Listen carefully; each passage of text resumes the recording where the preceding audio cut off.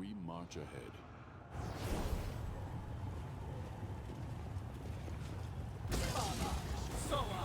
Was a fair. If this were a fair fight, it would have been boring, but a Mendev will never allow boredom in the arena.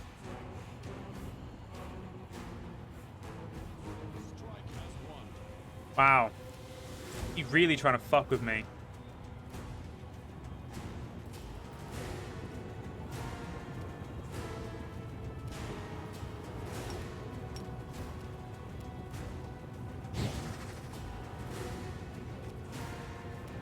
Darian. Alright, yeah, Darian's miles away.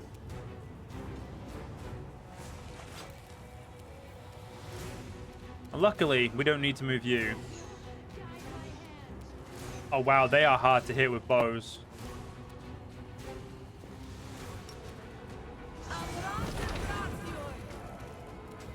Nenio.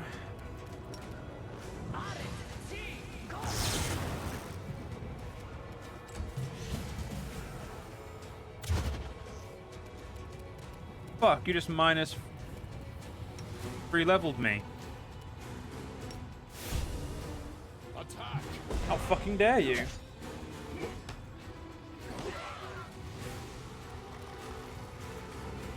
Grey Boar, go fuck him up.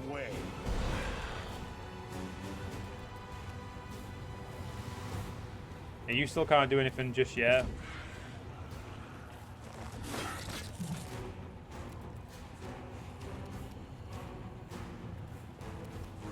Make your peace. Okay, she can hit that him. I'll cut you wide open.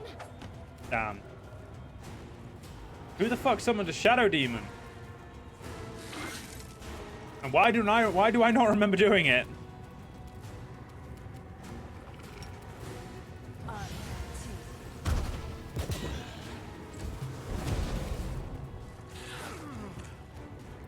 We shall overcome. You ruined my clothes. This suit will have to use to beat the skin of a respectable demon. Sister, in your memory, I'll wear your face as a mask. The Flair twins are a duo no longer. I think it's time for a new nickname. You had your chance.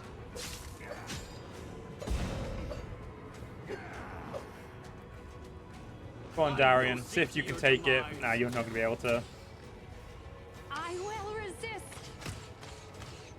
Even our resident archer is having an issue killing them.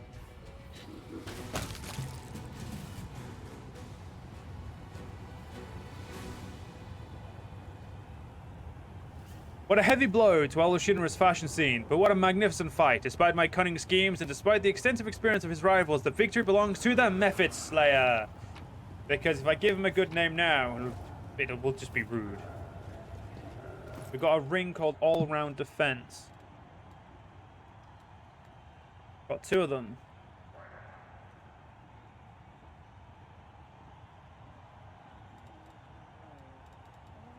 Got Contagious Shroud and Toxic Ram.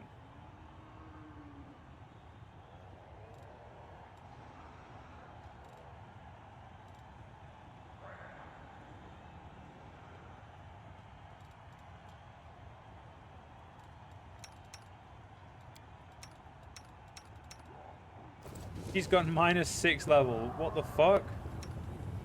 Missed me already. Usual restoration should help.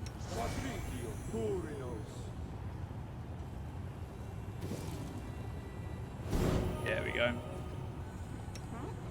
See? Not a problem.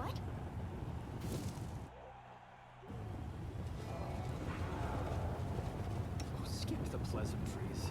I think that sucked would be an understatement though, to be fair. Bonded weapon, 11 more minutes. 2 more minutes on that one. So if I get another fight done before I lose my Sword of Heaven, that'd be great.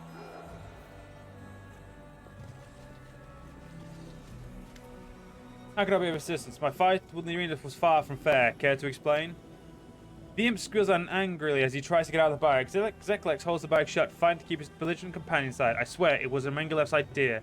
As you already know, he's not a fan of the fair fights.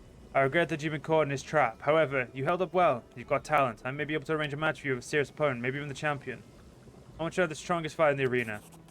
If Please don't like work like that around here. Gelderfang only fights members of the Nahadrian League, and a fight with him is a big deal. After his last incident, Amangalef strictly forbade him from entering the arena without permission.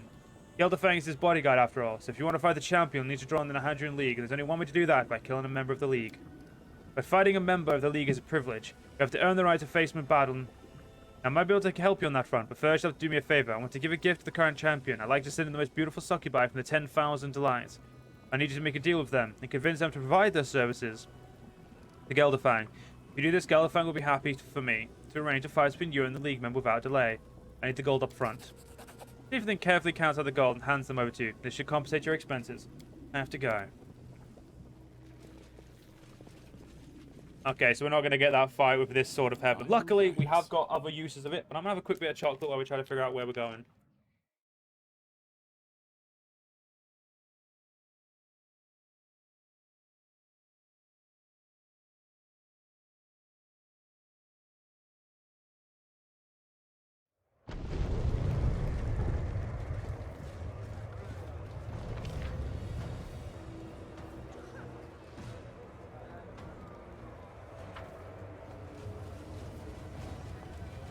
Godspeed.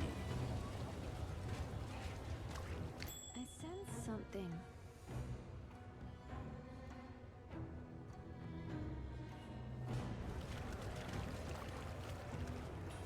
Let us press on.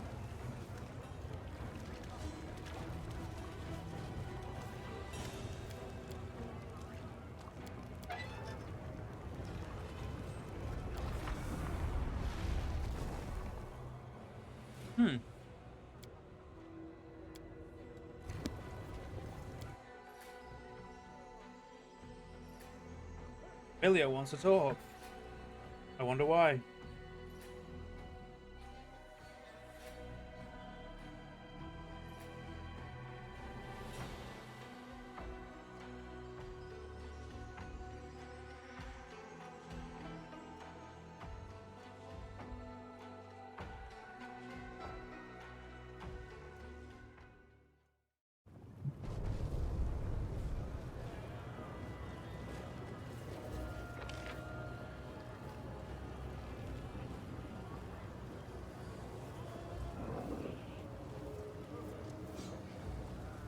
The Thousands of Lights is that way, so we'll go to the flesh markets first and maybe go from there.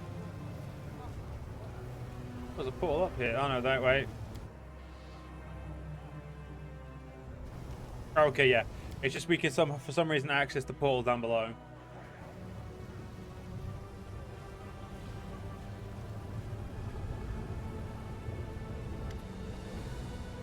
A grotesquely fat demon speaks to a demoness standing in front of him, his voice irritated, yet slightly symphonic.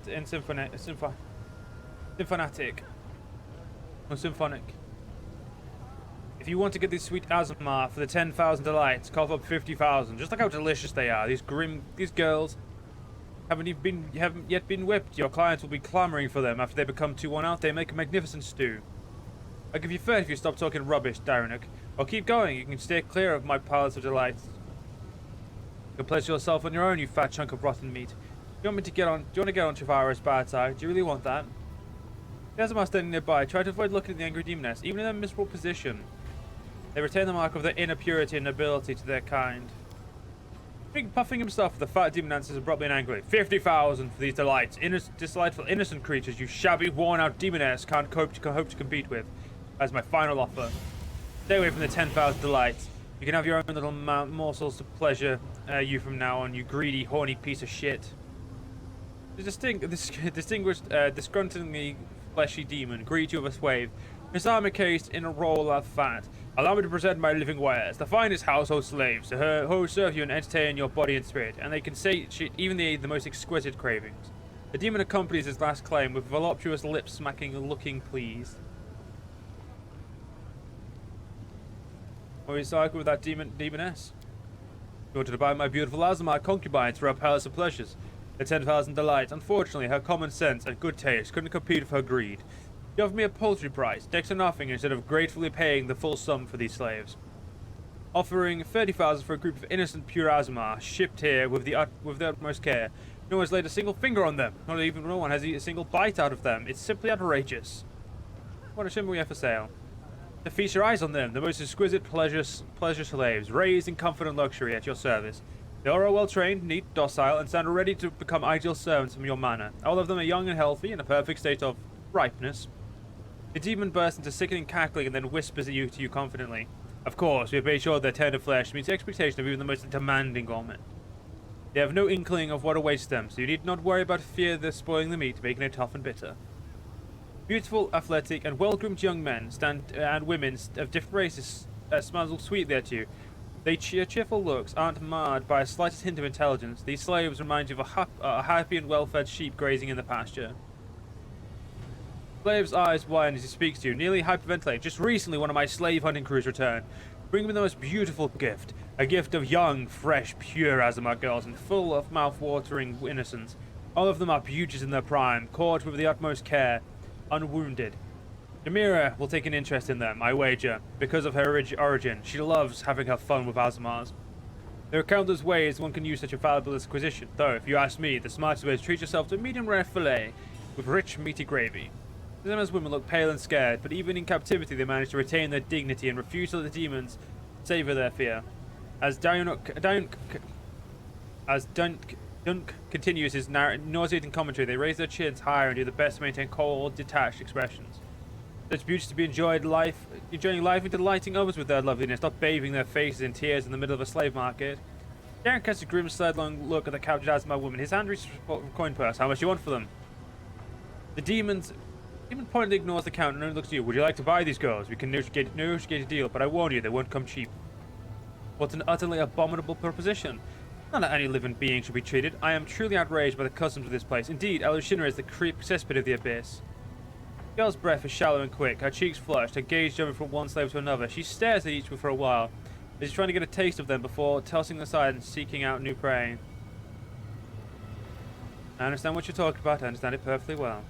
Imagine what demons could do to these poor souls. She gulps. What a shame we can't save them all. I would happily save, well, at least one. Camellia sighs regret. Unfortunately, we must show restraint. While we're in Elushinra, we must follow the city's barbaric customs. We cannot endanger our mission because of our wishes, no matter how noble. I'll buy the Azamar slaves. Oh, I see you are a connoisseur. I'd like to warn you, these little birds will cost you a pretty penny. The price scared off the maiden of the 10,000 lights, but Shamira, to whom I intended to sell these fresh Azamar beauties, 50,000 is spare change. I'm willing to sell you for the same price. If we do not intervene, these women will be doomed by the celestial blood that flows through their veins. There is nothing more tantalizing for a demon than befouling, abusing, and destroying any being with ties to the planes. We have no right to stand by and leave this unfortunate, terrible fate of torture or death. Deal. The fat demon goes happiness. You won't regret it. In the abyss, goods like these are a rarity. I wish you the most exquisite enjoyment of your purchase. If you wish, I can give you an excellent recipe for braised shanks. Just send one of your household slaves along to pick it up. The demon winks at you and then looks at the Azamars with palpable longing. The slaves stare at you, a mixture of hope and fear in their eyes. Their faces drain of color as they wait for you.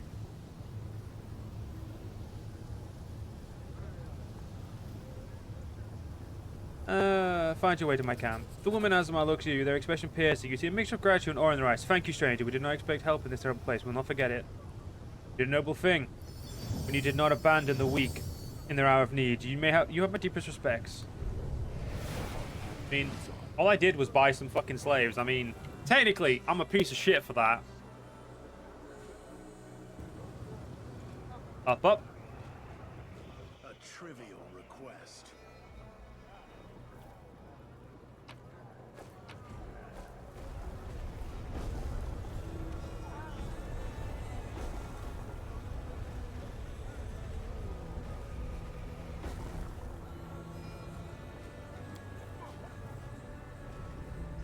Forgive me. Yeah, we did. The going down did not go as well as the going up.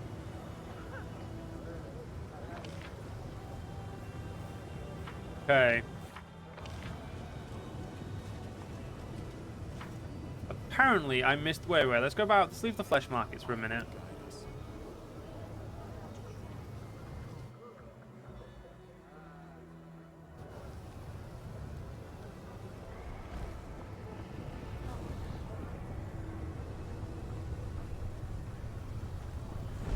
Okay, the pool's there.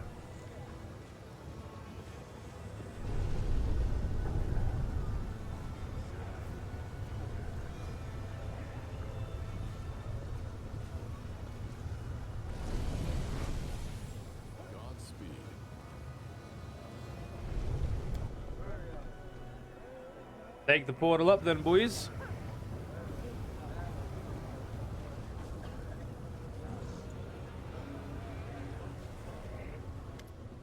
O Mayday, goddess, hear me. Let me shed your light on these dark lands. Guide my sword against evil. This must be the crazy mortal we heard about. It's our lucky day. The echo of Deskari will prove fresh for souls of O Mayday's lackeys. Immortal, your prayers aren't going to work here. No one will answer. Berger stands up and gives you a wink. Believe it or not, demon, my prayers already been heard. Defend my dream. Bro, I didn't want to fight. I was perfectly content to, you know, sit back and just watch you fuck him up, really. And if I knew I was going to be in a fight, I would have tried harder. I love that. I love the whip sound effects. They're so cool. Let's use heal on Samael.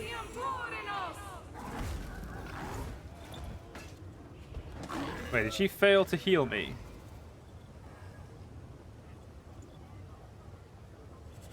I don't know. Controlled fireball? Go for it. Did some damage.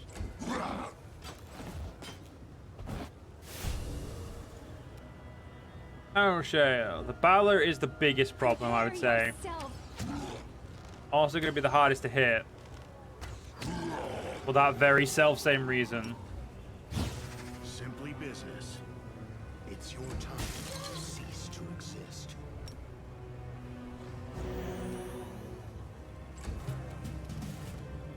Hey. Oh my god, I just got -4 strength. Ow. Ah, she couldn't get to me. There we go. And it +4'd my strength. Oh fuck. Full health and I have max strength. Your boy's a genius. Enio is unfortunately unable to act.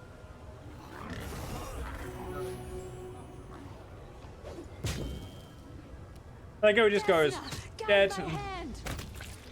These hunters were definitely sent by the echo of Deskari. Maybe they have something that will lead us to him. Virgo wipes the sweat from his brow. Tired? Physically, yes, but my soul is at rest. The old Paladin pauses.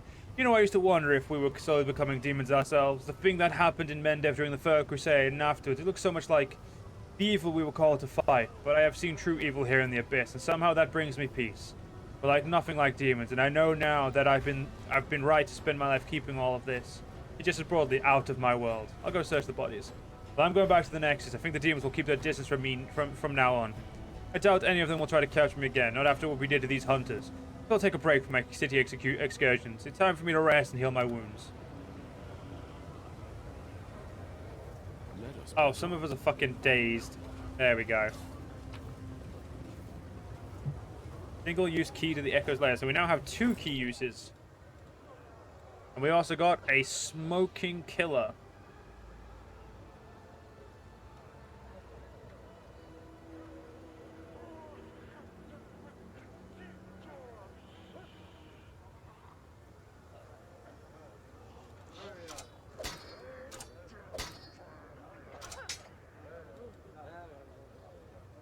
Why is this sword so shit?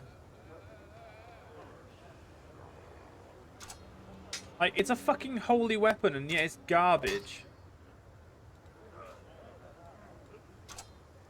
Yeah, it legit is wank in comparison.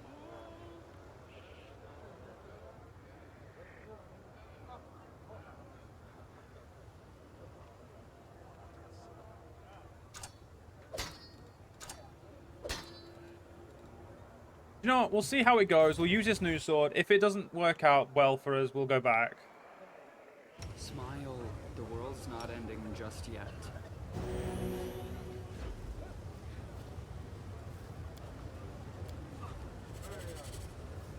I hope you appreciate this. Okay, so the place we're going to is here. You see a massive, beautifully decorated door. It appears impregnable. At an eye, the elegant visage inscription reads 10,000 delights. In small letters, another inscription reads, a gift from Vexelia to the wonderful Kavara the Beautiful. We examine the drawer and try to figure out the best way to open it. The door looks sturdy and solid and sturdy, but anything can be broken. The deceptively simple lock is likely enchanted. It would have been reckless of those to put the door here not to protect it with magic. You're probably wondering how to pick my lock. Well, don't bother. Many have tried. But go on. I would do with a laugh. We'll pick the lock. Hey, get away from me! What are you doing here? There. Ooh, you pervert. That's disgusting. The door finds you poking around inside its lock. Extremely unpleasant. Even painful. Finally, the lock clicks and the door says in a hurt voice, "You filthy beast." Wait, Arishel stares nervous at the door of the building you're walking past. Do you know this place? It's the brothel called the 10,000 Delights. The biggest and the most popular one in all the Ilshira. Yes, I know what it is. I have some unfinished business in there. Of course, I understand all kind of business are conducted there, not only pleasure related.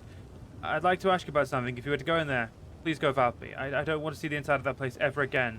I especially don't want to meet any of its denizens. Why? This is my former life, and I'd prefer to leave it all behind in the past. My old accomplices, clients, I don't want to run into any of them.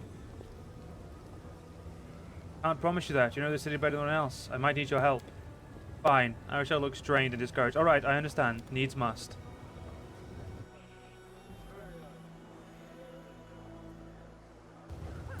If there's a problem, we'll just murder them. Sorry. Attempt to murder them. Because we don't really have a good role at the moment. Wow, look what the cat dragged in. A muscular incubus grins at Arishel. Hey, why so shy? Come here and give your pal a hug. Hello, Rock-On. Arishel answers quietly without looking into his eyes and making any more move towards him. What's the gossip about you floating around? Some say that you started with the mortals now. He shoots a quick glance at you. You live among them. You walk around them with them. Lucky you. Always have your snacks and kicks within arm's reach. How'd you pull that off? Care to share your secret? There's no secret, Arishel sighs. You know, Rock-On. I'd be happy if you followed in my path, but I'm afraid you wouldn't like it.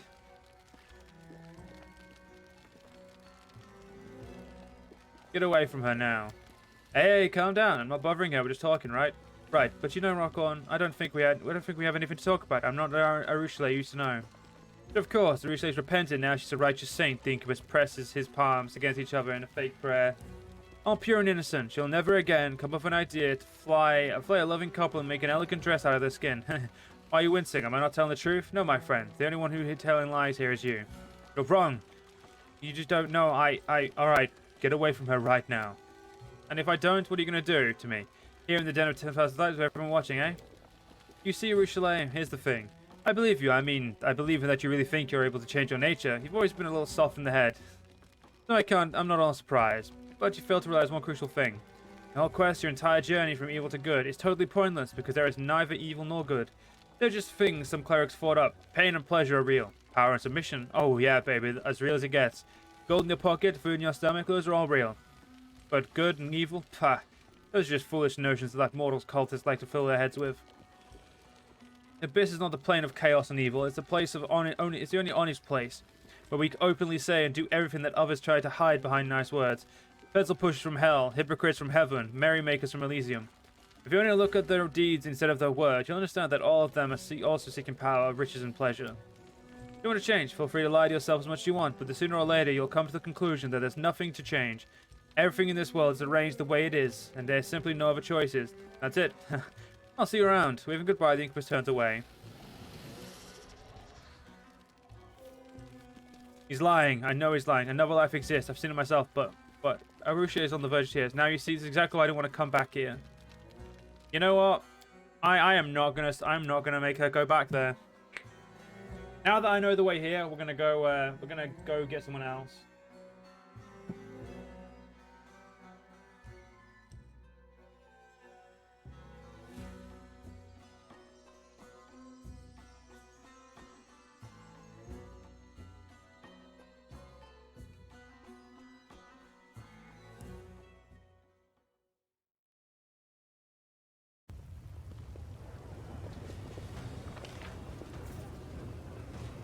Wonder if there's a quick way to get to the Nexus.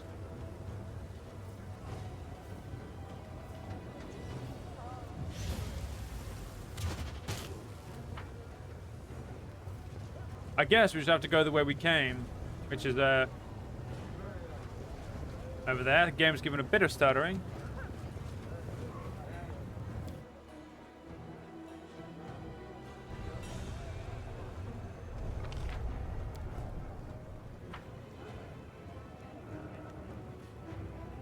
All right, yeah.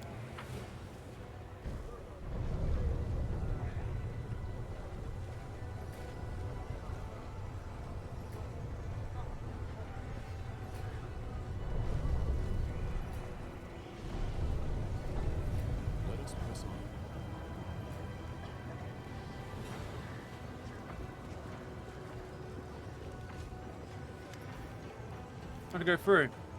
We march ahead.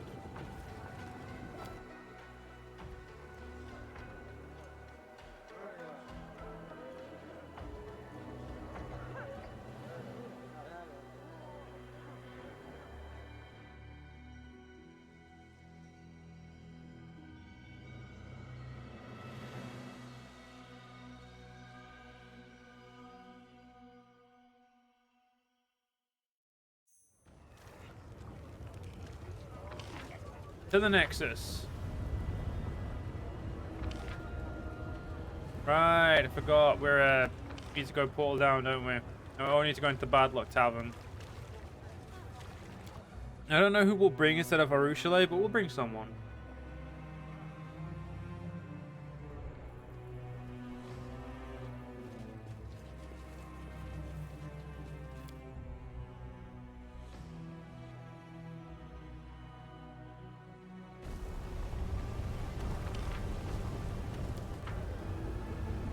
Still can't get all the way back. What the f—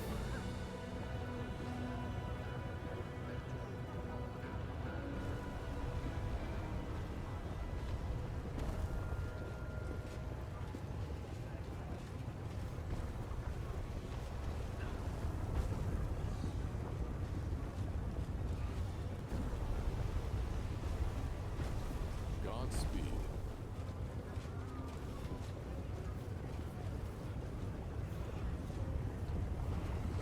Yeah, they're rotating to turn everything.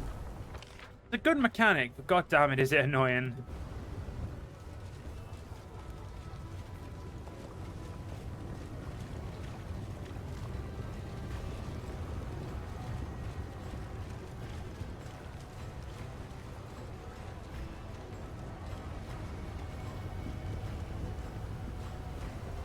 Let us press on.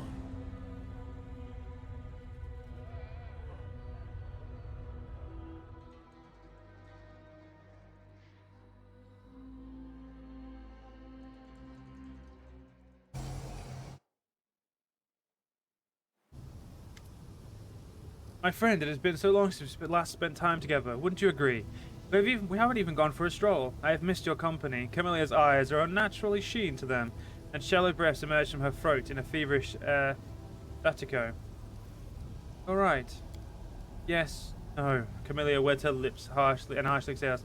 I'm quite well, but there's a way to improve my well-being 100-fold. All right, and taken. Where do you want to go together?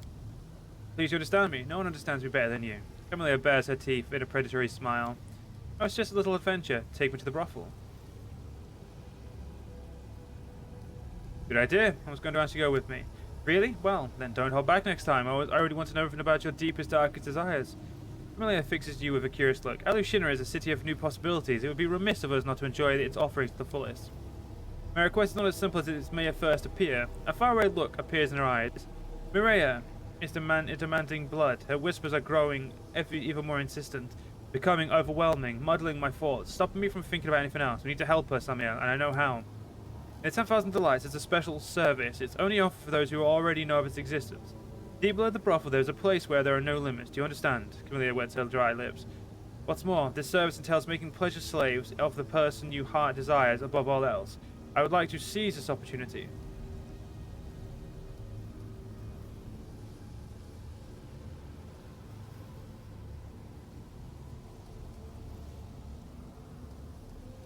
And all we do is fight and kill. Isn't that enough blood for Mireia already?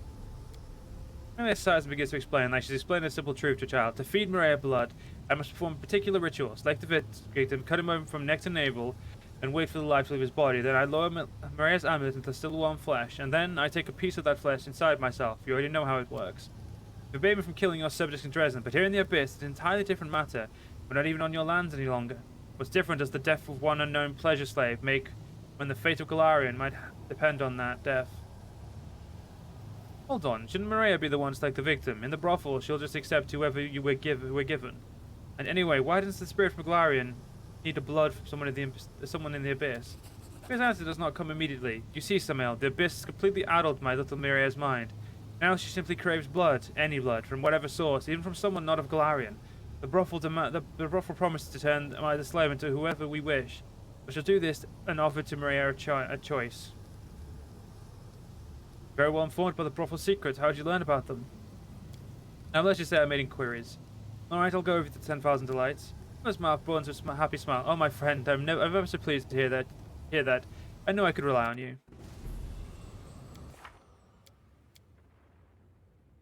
I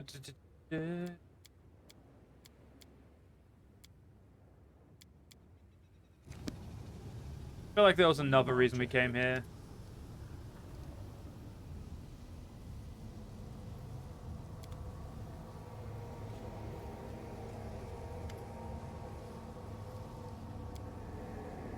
What do I want to do? Our path leads on.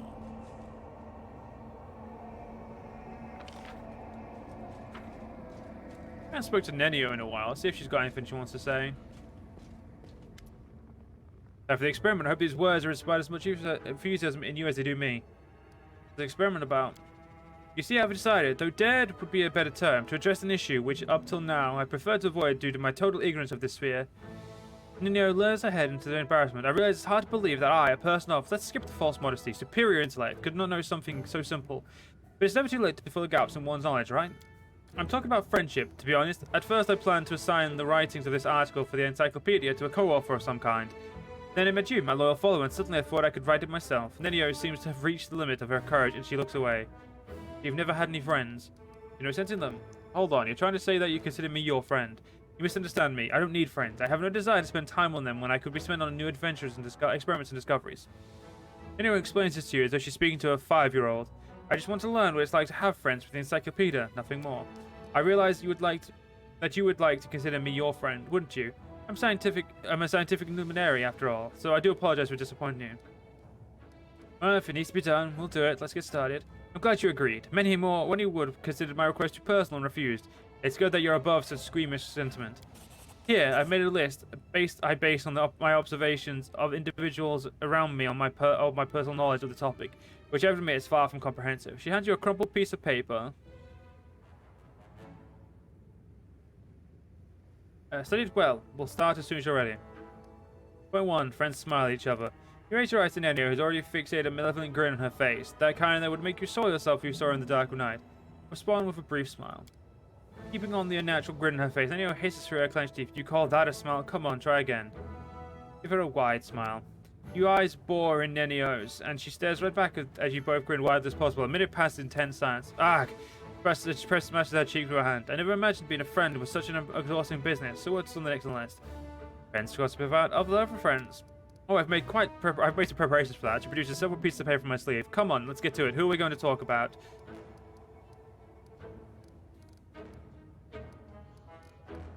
Lucille, excellent choice. So what do you think of him? I'm indifferent to him. Oh, how interesting. Incidentally, yesterday I saw him. Nenio picks up a random piece of paper and reads it. Walking on all fours. Do you have an idea what we're talking about? It becomes a little embarrassed, but only a little. No, I don't make a point of remembering those I travel with. That's why I prepared these universally applicable pieces of gossip. She reads several pieces of paper clenched to it. Oh, all right. Thanks for the info. If you're told, the whole experiment seems a little like sheer stupidity to me. But how can we learn that stupidity is stupid without doing stupid things? We need to finish what we started. Gives you a satisfied nod and stows her paper back in his sleep. All right, stage 2 is now complete. What stage of the next stage of the list? Point 3, makes friends drink alcohol together, and then it says no longer required. All right, I should cross this out at this point. I wrote this and then checked the encyclopedia and recalled that I've already conducted that experiment. And generally by the same encyclopedia, and specifically by an old stain on that particular page, it would be unwise, to say the least, to try and repeat it. Number 4, friends sometimes argue. A new paper arrives in Nenio's hands. You are uninterested and disinterested with the experiment, and now you can't even tell the difference between those two words? Kiss my ass. Not too creative, but it will do. Now we could definitely be considered friends. And on that note, I conclude the 4th part of the experiment. What's the last part? Friends sometimes copulate. Oh yes, that, Nenio sighs. Take off your underwear. What? Now we're going to engage in the act of copulation, exclusively for the sake of carnal pleasures, bypassing the main purpose of all copulation, which is procreation. What part of this isn't clear? Okay. Bravely pulled down his pants. Oh, well. Produces a piece of paper from her sleeve and starts frantically covering it with drawings. What are you doing? proper compilation, I must make a sketch of your genitals for the compilation article in the encyclopedia. The provided drawing will interest many students and scientists who know only of copulation through second-hand accounts. Please stand still. Anyway is engrossed with her task. She accidentally bites her tongue. It appears the compilation won't be happening today.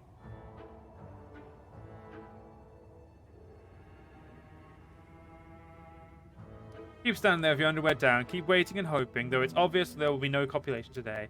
She is absorbed no word around her, including you. She seems to exist. Yeah, everything seems to exist. My words are not working. So let's pull my breeches up and just fuck off and talk to Bridgel. Bridgel slightly lowers his head to greet you. The gesture, though reserved, seems encouraging, almost friendly. Relicted arrange his eyes, no longer grip you with the same cold as before. Greetings, Commander. Cool, don't have anything to say to you. Never forget how you saved us. You're a true hero. An arbiter of mercy sent to us by the radiant Serenray herself. I will guide us.